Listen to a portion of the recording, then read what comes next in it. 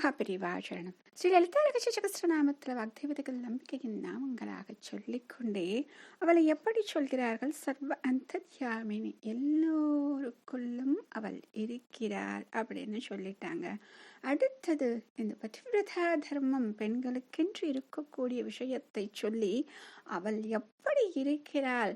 அம்பிகையாக இருந்தாலும் பிரம்மமாக இருந்தாலும் ஏக வஸ்துவாக அவள் இருந்தாலும் தன்னுடைய பதியாக இருக்கக்கூடிய பரமேஸ்வரனிடம் அவள் எப்படி இருக்கிறாள்? இந்த பாதிப்பிரதா தர்மத்தில் அவள் எப்படி நடை நாட்டுகிறாள் என்று சொல்லக்கூடிய ஒரு அற்புதமான ஒரு நாமம்.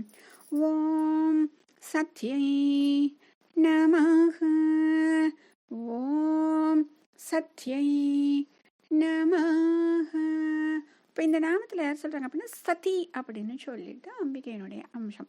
இப்போ சதி அப்படின்னு சொன்னோடனே நமக்கு நன்றாக நினைவில் வரக்கூடியது தக்ஷனின் மகளாக பிறந்தது அந்த யஜ்ஞம். அந்த யஜ்ஞத்தில் தன்னுடைய தேகத்தை அழித்து கொண்ட அந்த சதி ரூபம் நமக்கு நல்லா தெரியும் இல்லையா?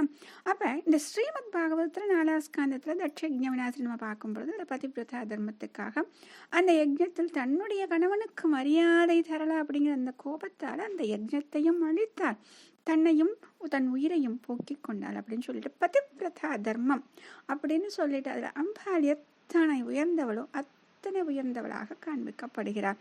ஆக உயர்ந்த குலத்து பதிவிரதா ஸ்ரீ ஆக அப்படின்னு சொல்லிட்டு யாரையாச்சும் சொல்லணும் அப்படின்னாலே அந்த சதி அப்படிங்கிற வார்த்தை தான் ஒரு காரண பெயராகவே ஆகிவிட்டது அப்படின்னு சொல்றாங்க. ஆச்சரிய அழகா இதுக்கும் சொல்லியிருப்பார் சௌந்தர்ய லகரில் 96வது ஸ்லோகம்.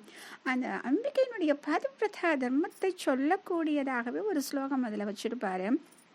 எப்படி ஆரம்பிப்பார் அப்படின்னா, கலத்திரம் வைதாத்திரம் கதி கதி பஜம் தேன கவயக ஸ்ரயோ தேவியாக கோவா ந பவதி பதிகி கைரபி தனைகி மகாதேவம் ஹித்வா தவ சதி சதீனாம் அச்சரமே குச்சாபியாம் ஆசங்கக குரவகத்தரோகோ அப்பியசுலபக அப்படின்னு சொல்லிட்டு அழகாக சொல்றாரு. இதில் சொல்றாரு சதி சதீனாம் அச்சரமே அப்படின்னு சொல்றாரு. சாதாரணமாக சரம ஸ்லோகம் அப்படின்னு சொல்லும் பொழுது கடைசியில் சொல்றது நம்ம வச்சிருப்போம். இது அச்சரம் அப்படின்னு சொல்றது முதலில் அப்படின்னு சொல்லிட்டு சொல்றது. இதுல யாரை பத்தி சொல்லுவார் அப்படின்னு அழகா இதுல சொல்லுவார். அம்பிகையை பத்தி சொல்லும் பொழுது எதற்கெல்லாம் ஓமையை சொல்ல முடியும் அப்படின்னு நம்ம யோசிக்கவே முடியாத பொருட்களை வைத்து அதனுடைய தன்மையை வைத்து சொல்லக்கூடியவர் அவருக்கு நிகர் அவர் தான் சொல்லுவாங்க. அப்படி குரவகம் அப்படின்னு சொல்லிட்டு சொல்லுவாங்க அப்படின்னா மருதாணி செடியை சொல்றது. அந்த மரத்தை மருதாணி செடியோ மரமோ அதை வச்சு அவர் சொல்றாரு. இப்போ கர்ப்ப காலத்தில் மசக்கை, இந்த மசக்கைக்கு சமஸ்கிருதத்தை தோகதம் அப்படின்னு சொல்றது. இது மனிதர்களுக்கு மட்டும் கிடையாது. இந்த தோகதம் அப்படிங்கிறது விருட்சங்களுக்கும் உண்டு. அது புஷ்பத்தை புஷ்பிக்க கரு பிடித்து உட்கார்ந்திருக்கும் பொழுது அது என்ன ஆசைப்படுகிறதோ அந்த ஆசையை அதை கொடுத்தால் அது புஷ்பித்து காய்த்து பழம் தரும் அப்படின்னு சொல்லுவாங்களாம். பெரியவா அழகா இதுக்கு ஒரு பெரிய லிஸ்ட் போடுவார். இந்த புஷ்பங்களுக்கு இது வேணும், இதெல்லாம் செஞ்சா அது புஷ்பிக்கும், இதெல்லாம் விரும்பும் அப்படின்னு சொல்லி. அப்படி ஒரு சில செடியின் பூக்கள் இதை செய்தால் புஷ்பிக்கும் அப்படின்னு சொல்லுவாங்க. அப்போ ஒரு சில செடியின் பூக்கள் ஸ்திரீயின் கட்டாட்சம் பட்டாலே புஷ்பிக்க ஆரம்பித்து விடும். ஒரு சில ஸ்திரீயினுடைய ஹாஸ்யமாக சிரிக்கிறது, அந்த விஷயங்களை செய்தாலே அந்த செடியினுடைய பூக்கள் பூக்கும். இன்னொன்று அடுத்து சில செடிகள்லாம் இருக்கு, அதெல்லாம் என்ன பண்ணும் அப்படின்னா ஸ்திரீனுடைய நடனத்தை பார்த்தால் புஷ்பிக்கும்.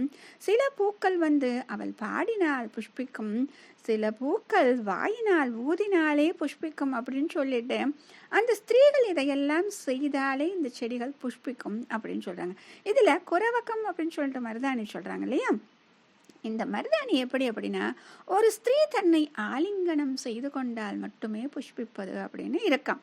அது அந்த மருதாணி மரத்தினுடைய அது தோகத்தம் அப்படி நம்ம சொல்றோம் இல்லையா? அந்த தோகத்தை கூட அம்பாள் பூர்த்தி செய்ய மாட்டாள் அப்படின்னு சொல்றாங்க. ஏன் அப்படின்னா பரமேஸ்வரனை தவிர வேறு யாரையும் ஆலிங்கனம் செய்ய மாட்டேன், என்னுடைய வாக்கு மனசு காயம் அனைத்தும் அவருக்கு மட்டுமே சமர்ப்பணம் அப்படின்னு சொல்லிட்டு செடியை கூட ஆலிங்கனம் பண்ண மாட்டேன் அப்படின்னு சொல்லிட்டு எவ்வளவு உயர்ந்த பதிவிரதா ஸ்தானத்துல அம்பாள் இருக்கா. அதனால தான் சதி சதீனாம் அச்சரமே அப்படின்னு சொல்லிட்டு அந்த பதிவிரதா தர்மத்தில் சிறந்தவளாக அந்த சதி என்ற பெயரை இங்கு ஆச்சாரியார் கூறுகிறார். மகாபெரியவா சரணம்.